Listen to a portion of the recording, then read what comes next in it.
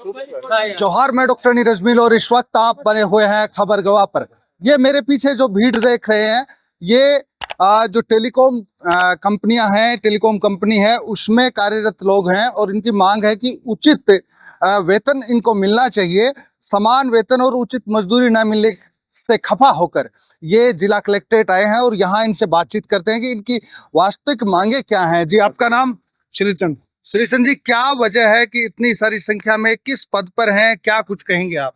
बस पे सर, मैं एरियल टेलीकॉम में हूँ, उसमें इंजीनियर के पद पे हूँ और सैलरी 15,000 रुपए मिलती है। अच्छा। उसमें कुछ काम नहीं होता, प्लस में क्या किया हुआ है आपका? बीटेक।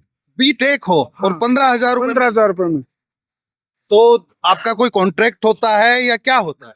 कॉन्ट्रैक्ट नहीं, कंपनी के थ्रू होता है, कोई कॉन्ट्रैक्ट नहीं होता। 4 साल से काम कर रहे हैं, कोई एक पैसा भी अभी तक नहीं बढ़ा है और उससे कार्य लोड इतना ज्यादा हो गया 3 गुना। पहले से 4 साल से पेट्रोल का खर्चा होता है महीने में 10,000 रुपए, 15,000 रुपए मिलते हैं। क्या काम करते हैं आप वैसे इसमें यहाँ पे? इसमें नेटवर्क टावर में नेटवर्क देखने, डाउन स्टोर। अच्छा अच्छा। हाँ, डाउन कर ये जितने टावर लगे हुए हैं, चाहे वो बिल्डिंग पे हैं चाहे वो सड़क पर हैं, उनको मेंटेन आपका क्या नाम है? मेरा नाम विष्णु है। विष्णु जी, क्या कुछ वजह है कि आज आपको यहाँ आना पड़ा? क्या इससे पहले आपका कोई कंपनी जो रेड्रेसल सिस्टम होता है आप उनके पास भी गए हैं या नहीं गए? सर, कंपनी को बहुत बार बोला लेकिन हमारी सैलरी में कोई भी इंक्रीज नहीं हो रहा है। आज 5 साल मेरे को काम करते हो गए, 1 रुपया भी नहीं बढ़ा है। वही सैलरी है जो 1 रुपया भी नहीं बढ़ा, वही सैलरी है जो पहले मिल रही थी और आज भी वही मिल रही है। उसी में भी खुद ही पेट्रोल का खर्चा देखते हैं। 24 घंटे ड्यूटी, रात को 2 बजे भी भगा देते हैं काम पे। कोई भी बीटेक है? हाँ जी। जब आपने ज्वाइन किया था 5 साल पहले का आप बता रहे हैं, कोई एग्रीमेंट, कोई कॉन्ट्रैक्ट वगैरह आपसे किया था? वेंडर के थ्रू होते हैं हम, ऑफर लेटर मिलता है कंपनी से बाकायदा। ऑफर लेटर में क्या लिखा हुआ था? ऑफर लेटर में यही सैलरी लिखी हुई थी और हर साल 10% इंक्रीमेंट का भी बोला हुआ था। 10 साल इंक्रीमेंट का प्रमोशन की बात कर रहे हैं। 10%। तो 10% इंक्रीमेंट किस बिहाफ पे मिलता है? वो बेसिक पे, बेसिक सैलरी पे। अच्छा। ये आपका नाम? धनपाल सिंह। धर्मपाल सिंह जी, क्या कुछ वजह है, क्या बताना चाहेंगे आप? इसमें यही है जी, ये मांग मुद्दा एक ही चीज का है, जो सैलरी है वो इंक्रीज होनी चाहिए। 15-15, 16-16 हजार रुपए में परिवार नहीं चलने वाला है। आप ये बता रहे हैं कि 15,000 पे लगे थे, 10% हर साल इंक्रीमेंट की बात है, तो क्या 1,500 रुपए का इंक्रीमेंट पर्याप्त है या कुछ और बढ़ना चाहिए? नहीं, मैक्सिमम उचित रेट होना चाहिए। जो आज की महंगाई को देखते हुए 24 घंटे हम काम करते हैं, 24 घंटे में काम, हम कोई दूसरा भी काम नहीं कर सकते इसके अलावा। आप यहीं के हैं या कहीं मैं बाहर? बाहर का रहने वाला हूँ, आगरा डिस्ट्रिक्ट से, यूपी। अच्छा, यूपी से बिलोंग करता हूँ। यहाँ मैं नौकरी करता हूँ अपनी जियो कंपनी में। अपना 3 डिस्ट्रिक्टों का मैं नेटवर्क संभालता हूँ FTTS से। अच्छा। इसमें कोई सैलरी इंक्रीज नहीं होती। मेरे को खुद 2.5 साल हो गए यहाँ काम करते करते, एक भी पैसा नहीं बढ़ा है। आपका नाम? रविंदर सिंह। रविंदर सिंह जी, आप कहाँ के हैं? जी, मैं झुंझुनू का। झुंझुनू के। तो आपका जो आप ये ज्ञापन लेकर आए हैं, बातचीत कर रहे हैं, 10% इंक्रीमेंट की बात भी है, वर्कलोड की बात की जा रही है, तो वर्कलोड किस तरह बढ़ा है? आपको जो ऑफर लेटर मिला था उस ऑफर लेटर में क्या था, अब क्या किया जा रहा है? सर, ऑफर लेटर में जो वर्क लोड था उससे काफी बढ़ चुका है। जैसे हमारे जो वर्क ऑफर लेटर में दिया हुआ था उससे अतिरिक्त अपने को वर्क दिया जा रहा है और जो उसका मतलब अपन जो एक्स्ट्रा एक्सपेंसेस मांग रहे हैं तो वो बोल रहे हैं नहीं देंगे, अगर आपको करना है तो करो वरना छोड़ जाओ नौकरी। अच्छा, ये रहता है सर। तो ये आप बेसिकली, अगर हमारी जितनी समझ हुई है, इनसे बातचीत करेंगे, उससे ये समझ में आया है कि आप एक प्लेसमेंट एजेंसी के थ्रू काम कर रहे हैं। सर, वेंडर के थ्रू काम वेंडर के जी सर। और प्लेसमेंट एजेंसी को रेगुलेट कौन करता है, क्या आपको कोई जानकारी है? नहीं सर, इस बात की हमें जानकारी नहीं है। अच्छा। तो जैसे आपको ये ऑफर लेटर मिला था उससे पहले अपॉइंटमेंट आया होगा, अखबार में विज्ञापन आया होगा, तो वो विज्ञापन किसका? नहीं सर, वो ऐसे नहीं था, वो रेफरेंस के थ्रू होता था। जैसे मेरा कोई भाई है जियो टेलीकॉम में है तो उसने मेरे को रेफरेंस कर दिया कि भाई यहाँ पे ये पोस्ट खाली है तो तेरे को करवा दे। तो CV डॉक्यूमेंट भेजने होते थे कंपनी में, वो भेज के आपका ऑफर लेटर आ जाता है। इंटरव्यू, नॉर्मल इंटरव्यू होता है, वर्बली, वैसे कुछ नहीं होता। क्या कुछ बेसिक्स आपकी रहती हैं? आपका नाम? मेरा नाम जितेंद्र है। क्या कुछ बेसिक्स रहती हैं काम करने के लिए मेंटेनेंस के अलावा, और क्या रिस्क फैक्टर अगर देखा जाए तो क्या होगा? रिस्क काफी रहता है कि नाइट में भी हमें निकलना पड़ता है। भाई हमारी ड्यूटी 24 घंटे होती है, इसका कोई फिक्स तो है नहीं। अब जैसे नाइट में भी निकल जाए, भाई टावर पर जाते हैं तो इक्विपमेंट का और सारा सब कुछ रिस्क रहता है।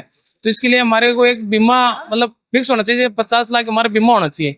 अचानक से आप लोग आए हैं यहाँ पर, तो अचानक से आने के पीछे अचानक से आपको क्या सूझी कि अचानक से आने से पीछे ये हो गया कि मेरे को 10 साल हो गए काम करते हुए, लास्ट 4-5 साल से हमारा कोई इंक्रीमेंट नहीं लगा सर। भाई 5 साल से आज 5 साल हो गए काम करते? 10 साल हो गए। 10 साल। और पहले लगता था? पहले लगता था, पहले भी मतलब 1 साल लगा दिया, 2 साल नहीं लगाया, फिर 1 साल इरेगुलर था। ये मतलब लगा देते थे, जब हम इकट्ठा होते तब लगा देते थे। लेकिन ये लास्ट 5 साल से ये ना तो इंक्रीमेंट दे रहे हैं, ना ही सैलरी बढ़ा रहे हैं, ना ही हमारा जो जो हमें साइड पे जाने के लिए जो हमें कन्वेंस मिलता है, ना ही उसको बढ़ा रहे हैं। वही मतलब 10 साल पहले जो हमें मिलता था कन्वेंसिंग चार्ज भी नहीं दिया जा रहा है। वही मिल रहा है। same। आपका नाम? सर गजानंद नाम है, गजानंद जी? चूरू डिस्ट्रिक्ट से। चूरू डिस्ट्रिक्ट से यही काम करते हो? हाँ नहीं, इसी में सीएमपी है हमारे, सीकर, हाँ। मतलब सीकर सीएमपी में आता है, सीकर, झुंझुनू और चूरू। तो हम आए हैं चूरू से, और कई सीकर से भी हैं, कई झुंझुनू से भी है। चूरू में कितने लोग कार्यरत हैं? लगभग 50+ है। 50+ और सीकर में? सीकर में भी लगभग इससे ज्यादा ही है। तो यानी कि सीकर चूरू झुंझुनू का मिलाया जाए तो लगभग 200 के हाँ लगभग। हाँ हाँ हाँ हाँ हाँ हाँ। तो ये जो आप बता रहे हो कि अभी ज्ञापन दिया है, कलेक्टर साहब ने क्या आश्वासन दिया है आपको? कलेक्टर साहब ने ये कहा है कि आगे बात करेंगे हम, और इस पे मतलब उसके जहाँ पे रिपोर्ट करनी है उस पे मेल आईडी वगैरह है, और जो भी कंपनी के हाँ आगे की जो वो क्या बोलते हैं आईडी वगैरह, उस पे वो मेल करेंगे। अच्छा। हाँ तो फिलहाल एक बात और बोलता हूँ सर, मैं ये बोलना चाहता हूँ कि जैसे किसी व्यक्ति की उम्र पूरी मतलब इसी में हो गई, 10 साल 15 साल उम्र, मतलब 2G हुआ, 3G हुआ, 4G हुआ, 5G हुआ, लेकिन लोड पे लोड बढ़ता गया, लेकिन सैलरी में कोई इंक्रीज नहीं हुआ। मोबाइल टावर्स की जनरेशन में बदलाव हुआ, लेकिन हाँ। आपकी स्थिति में कुछ बदलाव हाँ। नहीं हुआ। बहरहाल एक अंतिम सवाल आपसे जानना चाहेंगे, अगर अभी सुनवाई नहीं होती है तो किस तरह से आपका काम इफेक्ट डालेगा आम जीवन पर, और क्या कुछ आपकी? मैं ये बोलना चाहता हूँ कि जैसे हमारी मंथली पीएम होती है, हम क्या है कि मंथली साइडों पे जाके मंथली पीएम करते हैं, ठीक है, 1 से लेके 20 तारीख तक, ठीक है। तो अब क्या है कि हम केवल आउटेज पे काम करेंगे, हम एक भी टावर को डाउन नहीं होने देंगे, ठीक है, लेकिन पीएम हम नहीं करेंगे जब तक हमारी मांगे पूरी नहीं होती है। पीएम का क्या असर होगा?